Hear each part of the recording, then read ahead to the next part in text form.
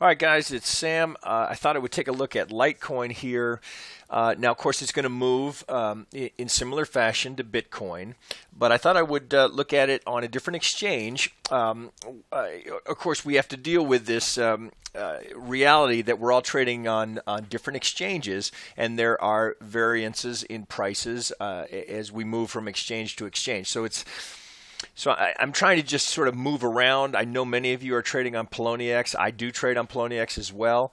But if you see me moving from an exchange to exchange, it's because I'm trying to accommodate what you guys are communicating to me and where you're trading. So in this case, we'll look at Litecoin on Poloniex against the US dollar tether. Excuse me. So first thing we got to do, so here we are on a daily chart, right? So just like Bitcoin, we've got a very similar pattern here. So I've got the daily chart up. We've got to look at it all the way halfway back. So I'm going to grab the fib tool. I'm going to go down to the lowest low that I can see and pull it up to the high. Now, does that surprise anybody?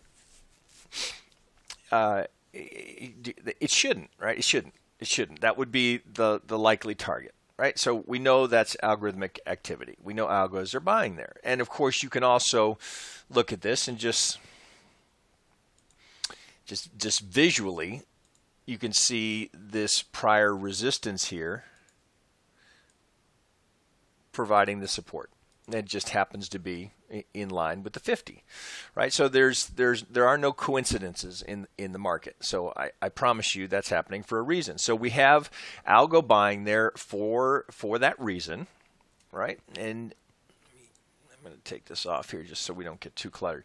So we've got that buying. So just like Bitcoin, we don't know if that's the ultimate low, but we know that that's a pivot that we can work from.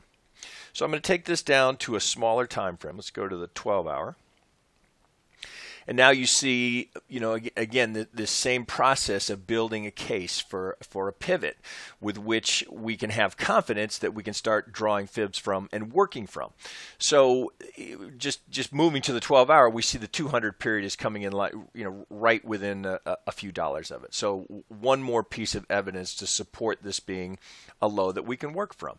So now I'm going to just open this up a little bit, and we can just start making some pulls and see what kind of evidence we can find. So our first pull here, this looks almost exactly like Bitcoin. Right, so we came up, we wicked through the 618. As I mentioned in the prior video, often you'll see what these wave Bs, which are a failed attempt to get to a new high, and they will often fail between the 618 and the 786. Right, the market is strong enough to get through the 618. They're going for a new high, but they can't get it there. So that's a common place where you'll see the market start a correction. It's a failed attempt at a new high. So now as we measure it and look for where we might likely go, well, we can see we've gotten to and through the negative 23. And we've run into this 50 and this shelf of support here in the 200 period. So with regards to this pull, we're in no man's land. We're between the 23 and the 618, realizing that potentially we could head down here. We very easily could head down here. And if I tighten this up a little bit, we've got the negative 618 of that pull here, and the 618 of the entire move, and this little shelf of support just above. Right, so that's very reasonable for a potential next level should we break the 50 and head lower. So we can also do some additional pulls. I'm going to go down a little bit lower. Let's take it to the 8-hour so you can see it a little bit better. And we've got another pull from this high here to this low. Am I on it? Yeah, I'm on it. Okay, so it's easier if I take the oscillators off and blow it up. Okay, so we get a few ticks from the 50 and we start heading down. We stall at the negative 23 as you'd expect. That's profit taking. Algo's taking profit. But it gets another leg down, and where do we go? We go right. Now we're a few dollars through the negative 618, and we're stalling at that 50. So again, we're trying to build a case here for the strength of that pivot from which to build on. So this is giving me fairly strong confidence that we've got a low here that we can work from. So again, just like Bitcoin, and this is where just some basic Elliott wave knowledge comes in. Let's go down even a little bit lower. Let's go down to the 4-hour. Just because it's going to be easier to see, that's likely what we'd be trading off of. And we can see in the oscillator here, we've got new lows in the oscillator as the market is making new lows. So we know that, I'm going to take some of this off just to clear up the chart a little bit. So if we're thinking about the ABC correction of the 5-wave impulse that we've had,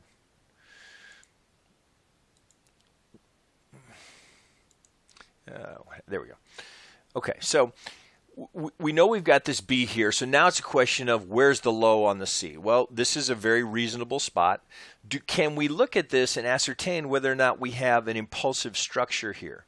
At this point, the only thing we can really deduce from it is that we've got this move here is our strongest move. So if that's going to move in a 5-wave sequence to finish this trend, this is likely our 3rd wave here, what's happening today. So if I draw the 5 waves on that, again, just trying to keep it simple. From the B, we'd have, here's our 1, here's our first retracement. We're putting in the 3. We're making the assumption that we've got a low in, realizing that there's a possibility we come down here and test the support and it holds, but if it breaks, we're likely going there. And that would be a very reasonable progression for this to make. We've got an A, we've got a 3-wave A, we get the B, and now we get a 5-wave sequence going down. Ideally, you'd have a little more definition in that B for the 3 waves, but I'd have to go down to a smaller time frame. But you've got this little retracement here, and then we pop up to that final high for the B. Now we come down here, so we know the most common relationship is between the wave 2, the wave 3, looking for the wave 4. So we're going to go to our pivots here, and we know we're likely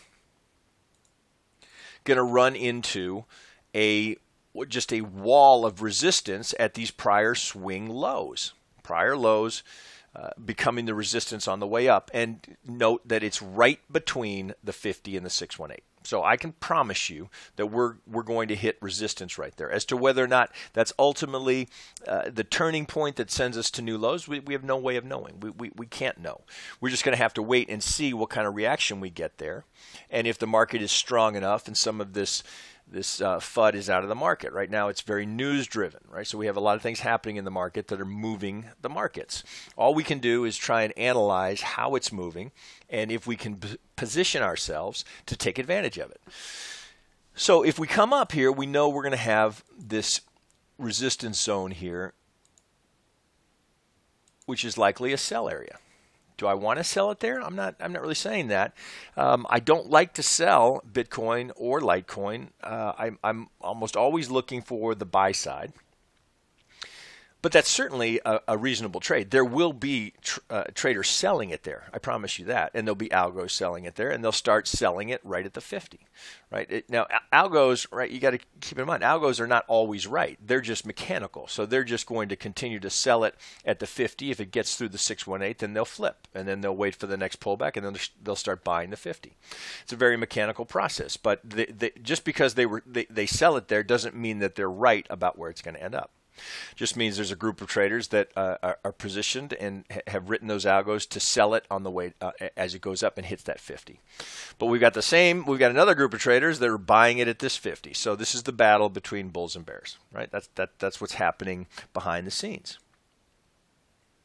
So when we come up to that, we'll reevaluate. Right now, we just know that we've got an impulsive move down here. And as to whether or not it unfolds in 5 waves, we don't know yet. But we want to pay attention to this because it gives us the potential roadmap with which we can operate. And this was certainly a very valid trade. I mean, if you're buying here at 48, 49, you've got upside here to 62. I mean, that's a great little trade. That's punching out singles and doubles is a nice way to make money here. You don't have to hit a home run on every ball. And while that could be the low that is set, and then we're off to new highs, we don't know. Right now, the probability it would be no, that we're going to come up, revisit this resistance. We got to test it. Then what happens is the market is consistently testing pivots, just as we are kind of watching and trying to evaluate whether or not there's a case to be made for a pivot being valid, right? So the market's going to come up. They're going to test that resistance with enough buying power, enough volume. It'll get through. If not, it'll roll over. We come back down. We're going to retest either the 50 or we're going to go back down to the 618. And we can see here we've got this little zone from this pull. If this is our resistance, this is the likely target. So we get this little zone here, which would be our next buy zone. If that's how the market unfolds. That's all we know so far. So potentially a roadmap. And of course, I'd put a channel on this and take note of how nicely that lines up. So this is the zone we're heading into.